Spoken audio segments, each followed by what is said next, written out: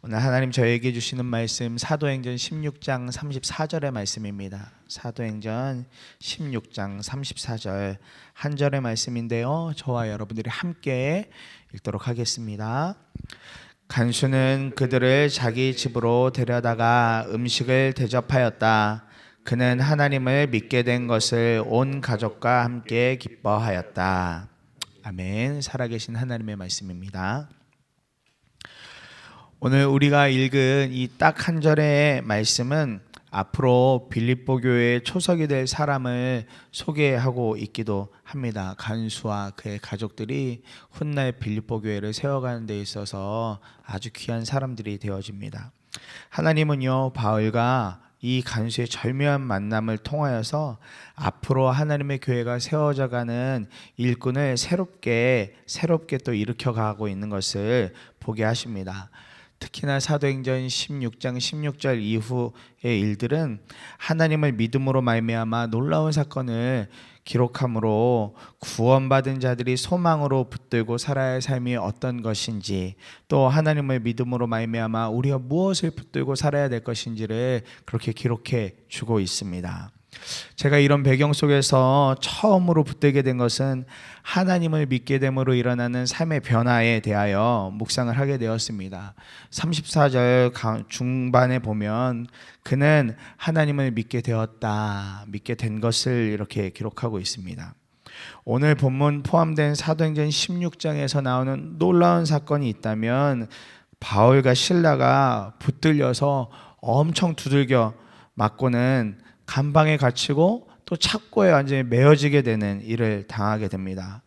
하나님을 믿다가 정말 말도 안 되는 고난을 당한 두 사람이 그곳에서 한 행동을 우리가 너무 잘 알고 있죠.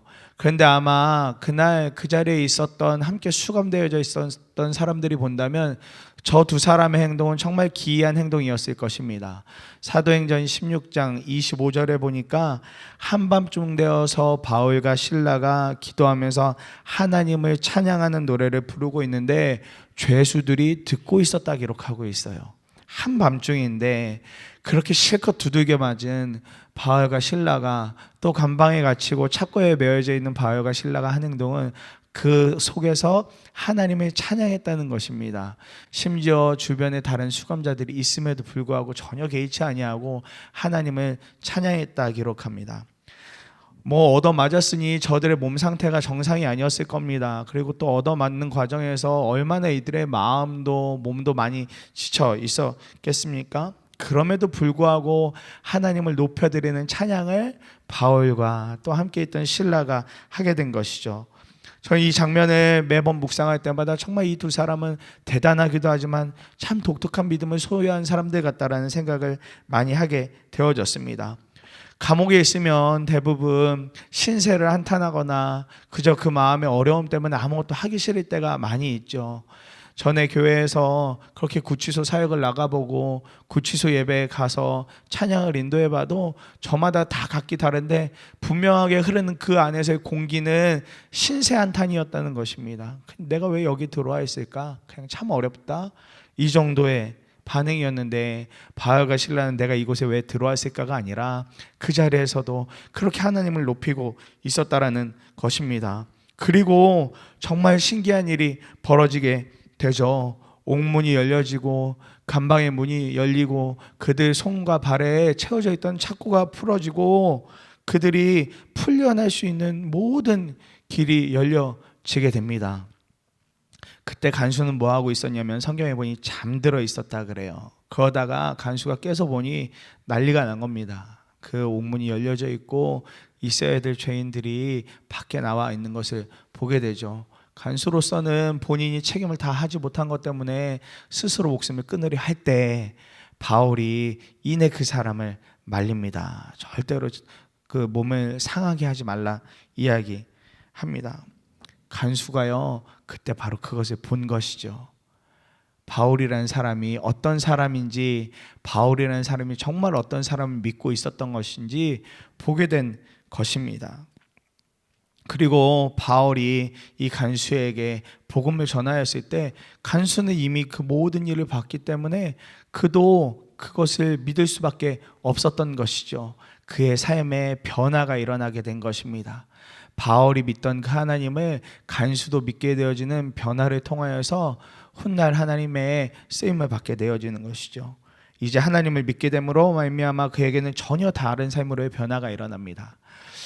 꽤 오래전이지만 사역하던 교회에서 지금도 뭐 서점에 가면 꽂혀 있지만 열혈청년 전도왕이라는 최병호 씨를 이렇게 초청해서 간증을 들었던 때가 있었습니다. 이제는 뭐 청년이 아니라 이제 거의 중년의 남성이 되어져 있는데요.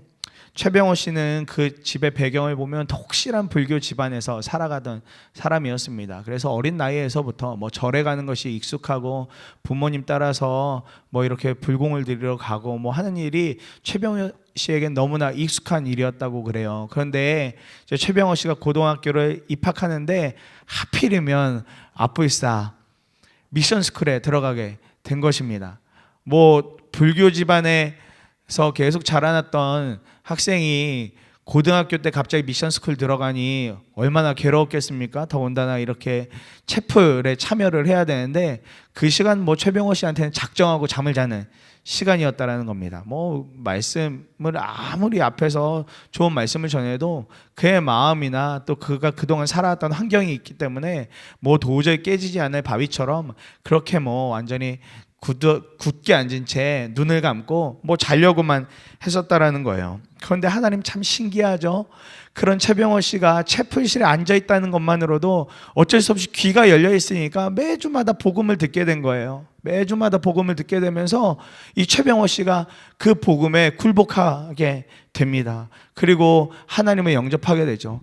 집에서도 그때 당시 난리가 났다고 그래요. 우리 아들이 학교 잘못 가가지고 예수쟁이 됐다고 뭐 그 부모님들 또 할머니 할아버지 몇 대째 그렇게 독실한 불교 집안으로 살아왔으니 얼마나 이 일이 황당하고 어려웠겠습니까? 집에서도 그러니까 엄청 핍박을 당했다는 겁니다. 그가 그럼에도 불구하고 교회를 나가는데 어느 날인가는 그 마음에 이런 의문이 하나 들더래요. 미션 스쿨도 다녔고 또 어려서부터 이렇게 자라오면서 분명 주변에 교회를 다니는 친구들이 있었다라는 겁니다. 근데 그가 가졌던 의문이 왜 그런데 내 친구들은 나한테 이 좋은 걸 이야기 안 해줬을까? 내가 하나님 믿고 이렇게 교회를 다니다 보니까 하나님 믿지 않으면 지옥을 간다는데 하나님 믿지 않으면 천국에 가지 못한다는데 왜 이 좋은 걸 나한테 이야기를 안 했을까? 그러면서 실제로 그 친구들을 만날 때마다 물어봤다는 거예요. 야, 너 왜 나한테 교회 가자는 얘기 안 했었어? 너 왜 나한테 이렇게 좋은 걸 나한테 이야기 안 해줬었어? 뭐 그러면서 친구들을 만날 때마다 친구들이 곤란할 정도로 그만큼 최병호 씨의 마음에 복음이 진리인 것이 하나님이 진리인 것이 하나님이 진짜 하나님인 것이 믿어졌다라는 것입니다. 그러니까 그 다음부터 최병호 씨의 삶이 고등학생임에도 불구하고 어떻게 바뀌어지냐면 이 좋은 거 나만 하면 안 되잖아. 이 좋은 거 나만 누리면 안 되잖아. 그러면서 그때부터 복음을 뜨문뜨문이지만 주변에 안 믿는 친구들에게 전하기 시작했다라는 거예요. 그리고 청년이 돼서는 더 열성적으로 그렇게 하나님을 전하는 삶을 살았다라는 것입니다.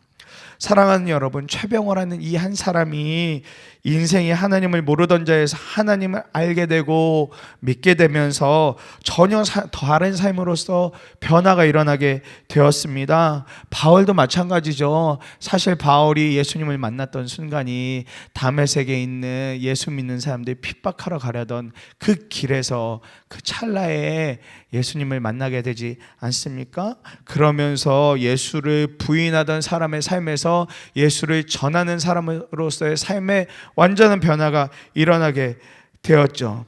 최병호라는 사람도 그저 예수를 부인하고 모른 척 했으나 예수님을 믿게 된 것으로 말미암아 예수를 전하는 복음 전도자가 되었다라는 것입니다.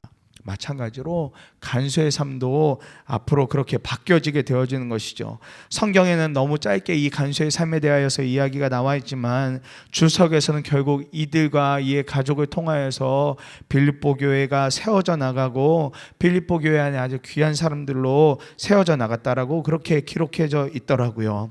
바울이 믿던 하나님을 이 간수도 믿게 되었으니 하나님이라는 분과의 이제 새로운 관계가 시작이 되어진 거죠. 하나님 정말 정말 아버지이시고 하나님이 나의 정말 구원자라는 사실, 그런 모든 관계가 시작이 되고 하나님을 믿음으로 그의 삶에도 바알과 같은 믿음을 갖고자 하는 귀한 마음이 계속해서 일어나게 되었을 것입니다. 바로 여기에 오늘 주님이 우리에게 주시는 메시지가 있다, 그렇게 붙들어집니다. 우리가 구원을 받았다면, 그리고 구원을 받고 교회를 오랜 시간 다니고 있다면 우리에게도 이와 같은 마음, 바알과 같은 믿음의 열정, 또 이 간수와 같은 믿음의 열망이 일어나야 된다라고 붙들어졌어요. 믿음의 선배들이 흠모했던 그 하나님, 우리의 성경에도 기록되어져 있는 여러 믿음의 선배들이 믿기 어려운 그 순간에도 하나님을 끝까지 붙들었던 그 믿음이 오늘 우리도 있어야 하고, 그 갈망하였던 모습을 닮고자 하는 변화가 우리 속에서 날마다 일어나야겠다, 그렇게 붙들어졌습니다. 믿음을 써야 할 때가 있는 것이죠. 우리 삶을 살아가다 보면 정말 믿음을 써야 할 때가 있습니다. 바울은 감옥이 열리고 착고가 풀렸을 때에도요, 바로 도망가는 그 믿음을 선택하지 아니했어요. 그 간수가 죽으려 할 때 그 간수를 말리고 심지어 그 상황 속에서 복음을 전했어요. 엄청난 믿음이고 엄청난 담대함이지 않습니까? 생각해 보세요. 내가 붙들려 있다가 정말 말도 안 되는 기적 같은 일로 내가 풀려졌다면 어찌 보면 당연한 행동은 그것을 은혜로 삼아서 도망가는 것도 방법이라 할 수 있을지 모릅니다. 그러나 바울이 가졌던 믿음은 그 수준을 뛰어넘었다라는 것이죠. 풀려났지만 거기서 만족하지 아니하고 이 한 영혼을 하나님께로 돌아오게 하는데 바울의 마음이 더 큰 중심을 갖고 있었다라는 것입니다. 하나님의 사명, 하나님의 소명을 갖고 사는 사람에게 있어서 사용해야 될 믿음이 바로 여기에 있다 싶습니다. 간수는요, 바로 그 모습을 보게 된 거예요. 풀려졌지만 바로 도망가지 아니하고, 그럼에도 불구하고 자신의 형편을 살펴주고 자신에게 그 은혜로운 그 복음을 전해주는 그 모습을 보면서 간수에게도 저 사람이 믿는 하나님이라면 나도 믿을 수 있는 거구나, 저분이 믿는 하나님이라면 나도 따라가는 것이 맞는 거구나 하고 그의 삶이 완전히 변화가 일어나고 틀어지게 된 것이죠. 그리고 그렇게 하나님과의 관계를 하나하나 이 간수는 쌓아 올려갔을 것입니다. 사랑하는 우리 모두가 구원을 받은 사람들입니다. 그러나 어느 순간 구원받은 것이 무색할 만큼 세파에 파묻혀서 우리가 믿음도 잃어버리고, 때로는 우리가 정말 하나님을 내가 정말 잘 믿고 살아가고 있나 의문이 들 때가 있습니다. 그러다 보면 변화하는 것 두렵고, 하나님이 주시는 새 마음, 어떤 새 믿음으로 결단하며 살아가는 것이 정말 두려워질 때가 있습니다. 그러나 이 아침 우리가 다시 한 번 더 결단하기 원합니다. 바울의 모습과 앞으로 그렇게 살게 될 간수의 모습을 보면서 우리 안에서도 하나님의 믿음으로 말미암아 다시금 믿음의 변화가 일어나고 믿음의 담대함과 용기가 세워지고, 그렇게 하나님을 더욱더 굳건히 믿는 믿음이 우리 안에 부어지기를 이 아침에 우리가 이따 함께 기도하며 붙들기를 소망합니다. 그러면서 두 번째 붙들게 된 것은요, 하나님의 말씀을 약속의 말씀으로 여기게 되는 변화에 집중하게 되었습니다. 34절에 보니까 다시 그는 하나님을 믿게 된 것을 온 가족과 함께 기뻐했다 기록하고 있습니다. 그가 하나님을 믿게 된 것을요, 본인뿐만 아니라 온 가족들과 함께 기뻐했다 말합니다. 31절에 바울이 이 간수에게 전했던 복음의 메시지는 다른 것 아니었습니다. 주 예수를 믿으시오, 그리하면 그대와 그대 집안이 구원을 얻을 것입니다. 이 말씀을 간수가 진짜 나에게 주는 약속의 말씀으로 붙들게 된 것입니다. 그리고 바로 반응하는 것이죠. 그러고 나니까 간수가 할 수 있는 방법이 뭐가 있겠어요? 이 바울과 실라를 어떻게든 가족들과 만나게 하고 그 가족들에게도 복음이 전하여져서 이 가족들이 내가 믿는 하나님을 함께 믿기 원하는 것, 그것이 간수의 유일한 소망이고 바람이었을 것입니다. 저는 이 말씀 묵상하면서 정말 이 안에서 벌어진 이 일이 저와 여러분의 모든 가정 안에도 이루어졌으면 하는 소망이 생겼습니다. 특별히 계속해서 오랜 시간 동안 기도해 왔지만 여전히 가족들의 구원을 위해서 기도하고 계시는 성도님들이 계시다면 그분들에게 오늘 이 짤막한 말씀이지만 이 말씀이 소망의 말씀, 약속의 말씀으로 붙들어졌으면 좋겠다, 그렇게 하고 붙들어졌습니다. 저에게 있어서 가족 구원에 대한 기도는 정말 끊임없는 기도 제목입니다. 여전히 부모님 물론이고 저희 아버지 대해서는 아무도 예수를 믿지 않고 계시거든요. 그런데 이 기도가 정말 지칠 때가 있더라고요. 정말 지칠 때가요.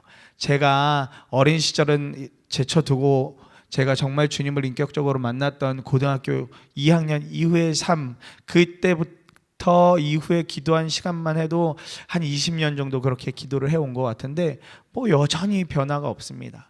여전히 아무 일이 일어나지 않고 있습니다. 그러니까 한 2년 전쯤인가 제 마음에 이제 이 기도를 그만해야 되나, 그냥 나나 내 믿음 잘 지키면서 살아가야 되나 라는 그런 낙심이 들어오더라고요. 이게 정말 들어지기는 하는 기도일까? 하나님이 정말 이 기도 받으실까? 참 연약한 믿음이죠. 그렇게 낙심이 오고 정말 마음이 쉽지 않았었습니다.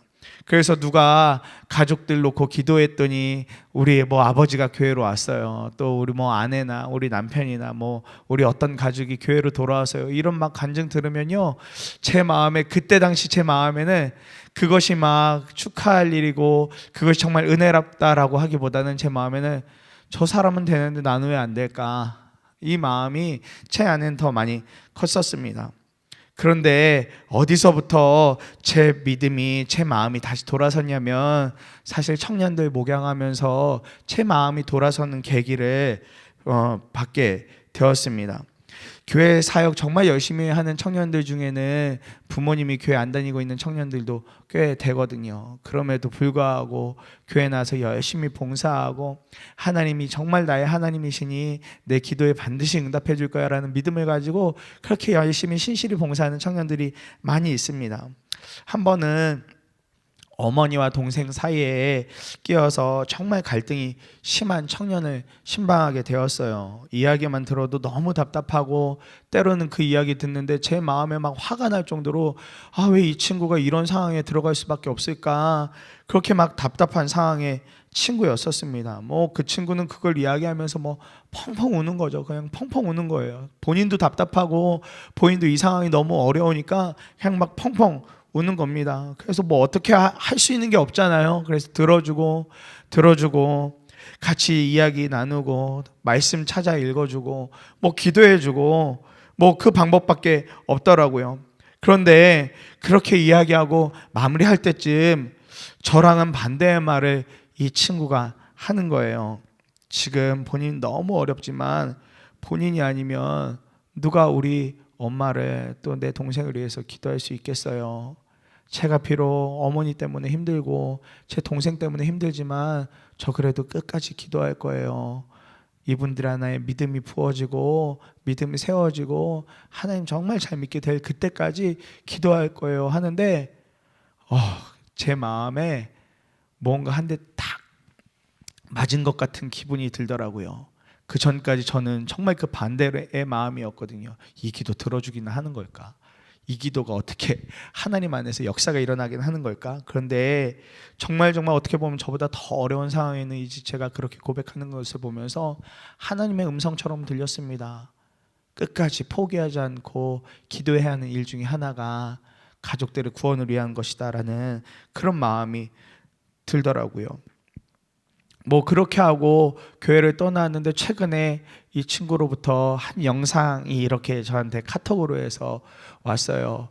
이 친구가 어느새 그 믿음이 성장하고 자라나서 주일에 교회 예배 중에 간증을 하게 되었는데 여전히 그의 부모님과 동생과의 사이에서 약간의 갈등이 있고 여전히 기도하고 있는데 이젠 그걸 뛰어넘어서서 본인을 교회로 전도했던 친구가 있거든요. 근데 사실 그 친구가 몇 년 전부터 크게 마음에 낙심이 와서 교회를 떠나 있는 상황인 친구가 있어요. 이 친구에게. 그런데 그 친구를 끝까지 사랑하고 이제는 다시 본인이 이 친구가 교회에 올 수 있도록 기도하겠다라는 내용의 간증을 했던 영상을 저에게 최근에 보내준 걸 보면서 하나님이 정말 어떻게 사람을 세워가시고 어떻게 삶을 바꿔가시는지, 하나님이 어떻게 역사하시기 원하시는지 보게 되어지더라고요.